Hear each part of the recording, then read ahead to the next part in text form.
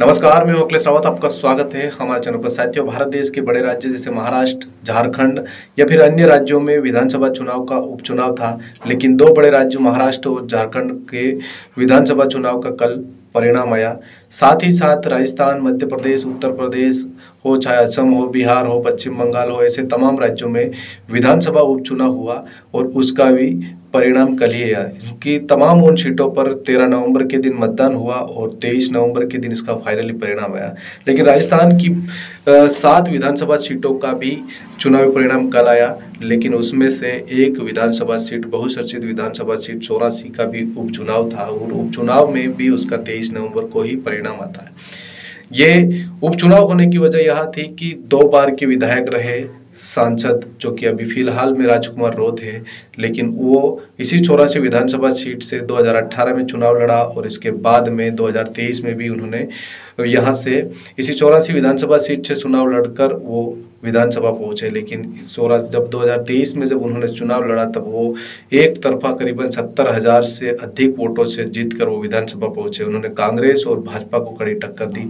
लेकिन साथ ही साथ वो 2024 का लोकसभा चुनाव आया और भारत आदिवासी पार्टी ने राजकुमार रोत को अपना प्रत्याशी बनाया, लेकिन उसके साथ में वो वहां से भी जीतकर वो लोकसभा पहुंचे। लेकिन उसके चलते यहाँ से उनको विधायिका से इस्तीफा देना पड़ा और इस्तीफा देने के बाद में यहाँ पर उपचुनाव हुआ। इसका मतदान 13 नवंबर के दिन हुआ और 23 नवंबर को उसका फाइनली परिणाम आया। उपचुनाव में भारत आदिवासी पार्टी के ने अनिल कटारा को प्रत्याशी बनाया गया और यहाँ से उसका कल जो परिणाम आया तो वो भी कई वोटों से यहाँ से जीते। भारत आदिवासी पार्टी राजस्थान में कहीं ना कहीं अपना गढ़ जमाती दिख रही है। 4 से 5 विधायक उन्होंने जीत लिए गए और सांसद भी राजकुमार रोत है। तो हम उस चुनावी परिणाम की अगर बात करी जाए तो इसमें से भारत आदिवासी पार्टी से प्रत्याशी थे अनिल कटारा और भारतीय जनता पार्टी से प्रत्याशी थे कारीलाल और कांग्रेस से प्रत्याशी थे महेश रोत। अगर इनके चुनाव के उनके वोटिंग की अगर बात करी जाए तो जिसमें भारत आदिवासी पार्टी के प्रत्याशी अनिल कुमार कटारा को लगभग 89,161 वोट मिले और कारीलाल को, जो कि भारतीय जनता पार्टी के प्रत्याशी थे, उनको लगभग 64,791 वोट मिले और कांग्रेस के महेश रोत थे, उनको लगभग 15,915 वोट मिले।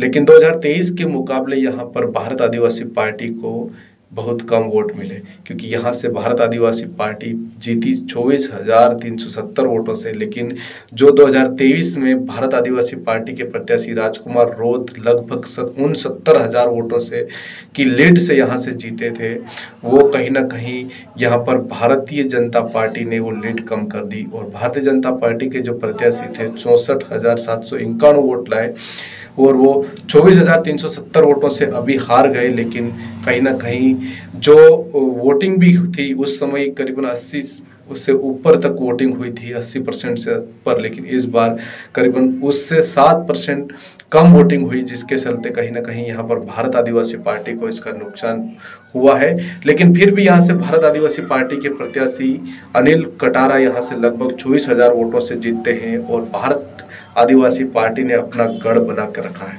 क्योंकि यहाँ से खुद राजकुमार रोत जो कि सांसद थे और उनकी ही खुद विधानसभा सीट थी और अगर यहाँ से चुनाव हारते तो कहीं ना कहीं पूरे देश भर में ये जो चर्चाएं रहती कि भारत आदिवासी पार्टी के प्रत्याशी और यहाँ से सांसद होते हुए भी हार गए। लेकिन ऐसा नहीं है, क्योंकि भारत आदिवासी पार्टी ने यहाँ पर कांग्रेस और भारतीय जनता पार्टी के प्रत्याशियों को पसीना ला दिया और यहाँ से लगभग 24,000 से अधिक वोटों से यहाँ से जीत कर वो विधानसभा पहुंचे। अब भारत आदिवासी पार्टी के पास लगभग 4 से 5 विधायक हो चुके और एक सांसद भी है। तो कहीं ना कहीं राजस्थान में भारत आदिवासी पार्टी अपना गढ़ बनाते हुए दिख रही है और सलूमर विधानसभा सीट जहां से भारतीय जनता पार्टी के प्रत्याशी लगभग 1200 से अधिक वोटों से जीती है, क्योंकि यहां से भी भारतीय आदिवासी पार्टी के जो प्रत्याशी थे जितेश कटारा, कहीं ना कहीं वो भी बहुत ही पास में जाकर वो चुनाव हारे।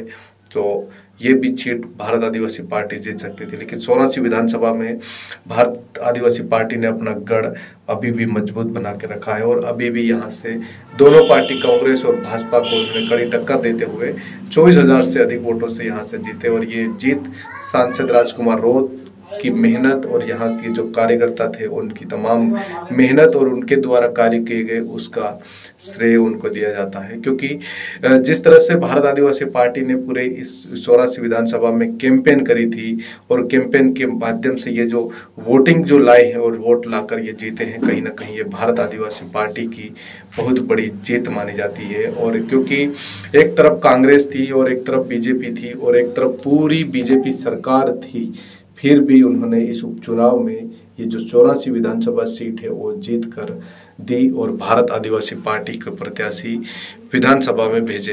क्योंकि जिस तरह से राजकुमार रोत जो कि महेंद्र सिंह जीत मालविया को जिस तरह से लोकसभा चुनाव में हरा कर गए, वो लोकसभा पहुंचे हैं और वहीं से ही पूरे देश भर में भारत आदिवासी पार्टी की चर्चा है और पूरे विधानसभा हो चाहे लोकसभा में उनके विधायक बढ़ चढ़कर बोलते हैं और तमाम मुद्दों को लेकर वो बातचीत करते हैं।